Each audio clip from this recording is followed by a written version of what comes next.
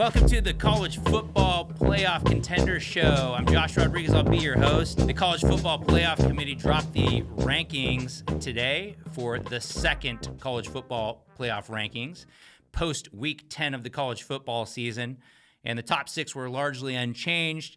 You had a little bit of movement with Oklahoma having their second loss and moving out. And pretty much Louisville jumped into at number 11, and everybody else bumped up a spot, and that's essentially it. So let's go ahead and get into them. We've broken down the rankings of the yards per play for offense and defense for each of the contenders. That is one of the metrics that I personally like to start with. I think it tells the best story of efficiency when you're looking at just one pure metric. So, all right, so Louisville is 17th in offense, 17th in defense. They are extremely balanced at 6.67 yards per play and 4.77 respectively. They have a great win against Notre Dame, where they really took Notre Dame out to the woodshed.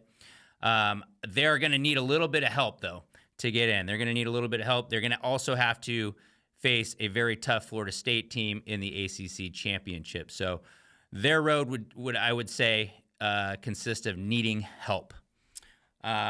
However, if you're a Louisville fan, you got to be really happy. They're playing some really good football. Penn State.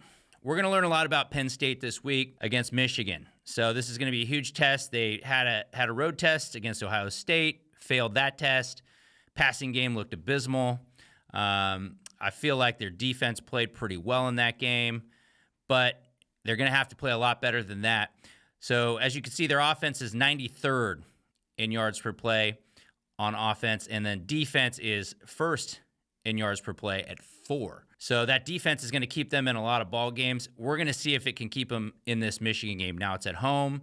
Penn State is really good in Happy Valley, so we're excited to see that matchup. I don't know if they're going to do it. I'm kind of leaning towards no, but anything could happen.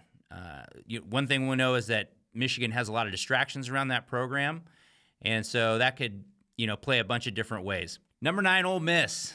We've got them 11th on offense and 31st on defense. Not bad balance at all. Lane Kiffin's got those guys playing really well. They travel to Georgia this weekend. And again, this is another one we're going to learn a lot about Georgia, and we're going to learn a lot about Ole Miss for this weekend. If for some reason Ole Miss gets that win,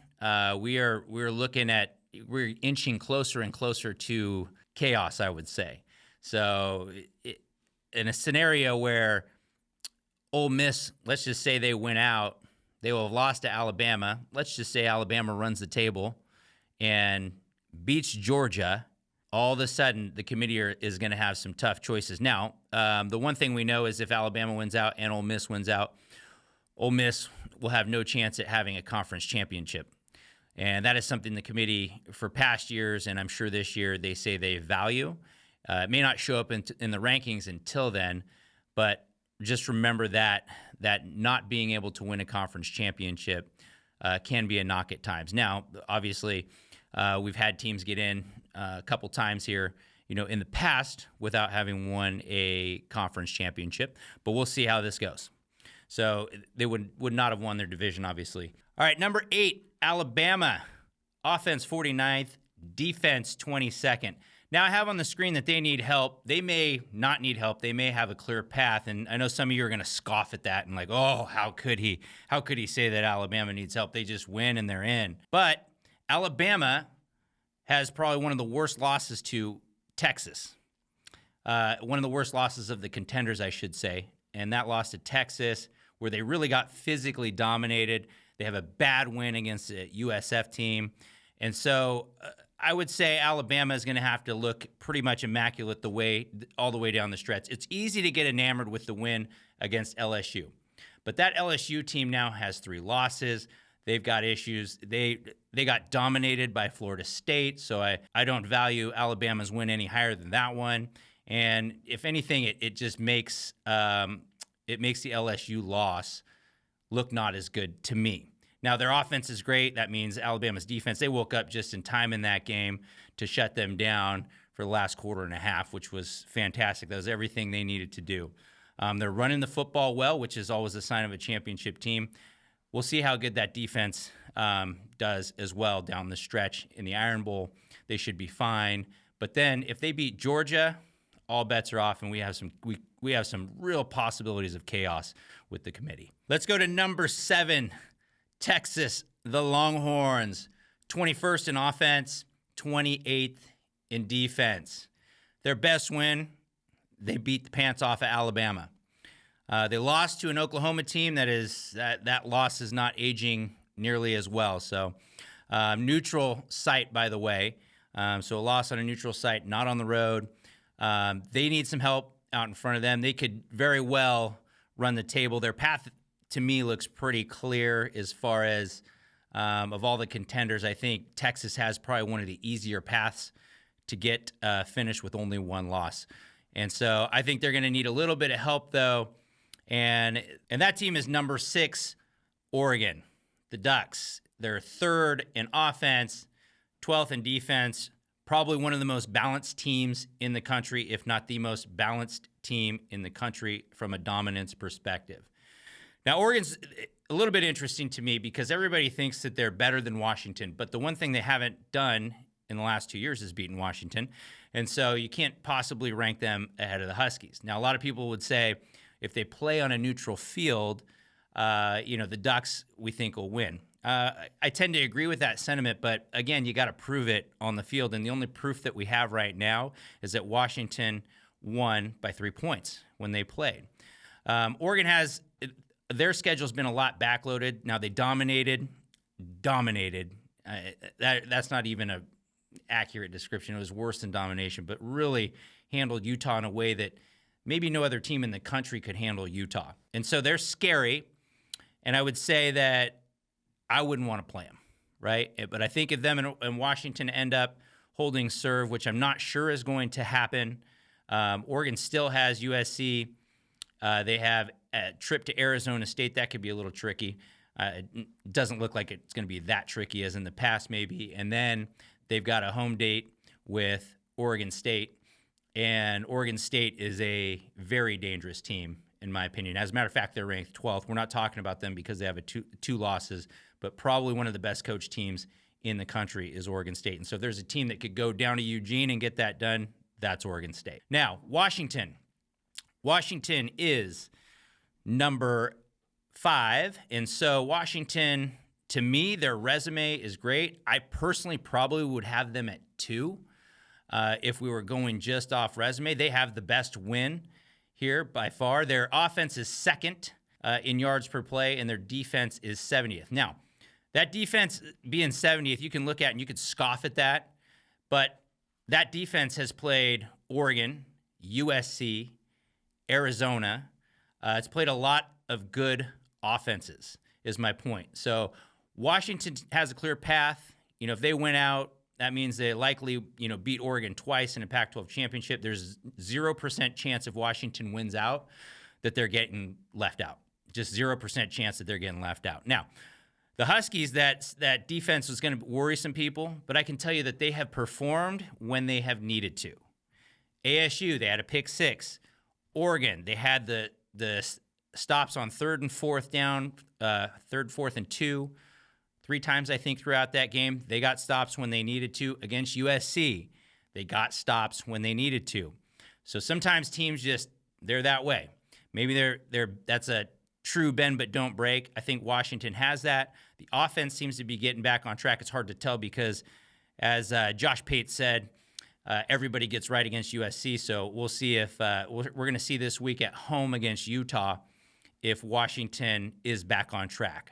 So that could be a tricky game for them, but I expect the Huskies to win that game. Now, moving forward, I think they go down to Corvallis, and I think that's where their undefeated streak ends, is in Corvallis. So my prediction is that they head into the Pac-12 championship game against Oregon in a must-win situation. Number 4, let's go to Florida State. Offense 9th, defense 30th. Their path is clear.